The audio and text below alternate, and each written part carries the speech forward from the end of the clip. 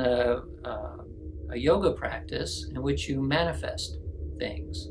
So he had been spending the last 2 months manifesting me. He wanted to get in contact with me. Why?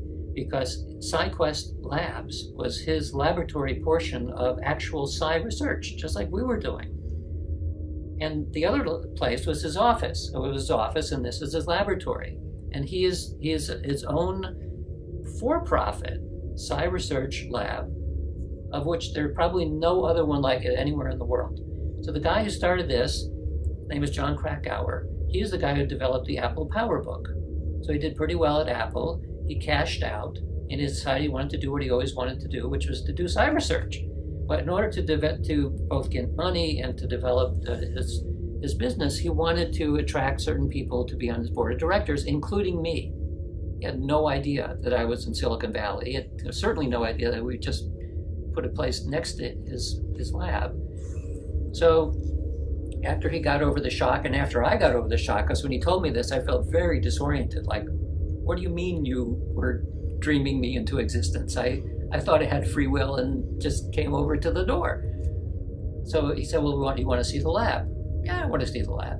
So we go inside, and we go around the corner, and this is the box that I was drawing on my wall. And this box, this laboratory, which is a shielded room with a certain kind of chair in it, like a captain's chair, a bunch of stuff in there. This is on the other side of the wall where I was drawing so I was kind of manifesting, or clairvoyance, what I wanted, which was there. It was like right next door. And this freaked us out majorly. And then so I told the other people and the other members of our group, and they all freaked out.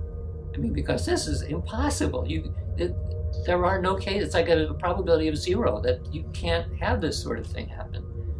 So John and I were thinking then, well, how could this synchronicity possibly have occurred? And we thought that it actually seems a lot like a gravitational attraction. That we both have very high intensity. He's drawing me in. I'm literally drawing what I want. And it's as though we're like, your intentions are a gravitational density that pull things together. So we're like orbiting around each other, orbiting, and eventually we settle together just like you would in deep space. The things clump together because the intensity of the intention is warping space-time.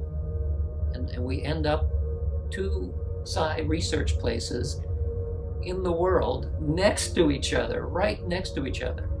So, who knows what's really going on there, but very strong intention on his part, very strong intention on our part to do what we wanted, to what I wanted, which was the lab next door. Because now we didn't have to do anything because I drew it in and he drew me in, and that's the strangest synchronicity that I know of.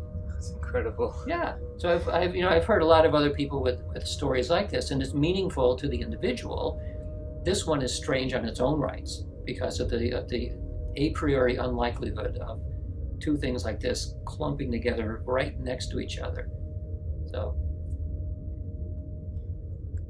it's like intention and gravity, mass, something.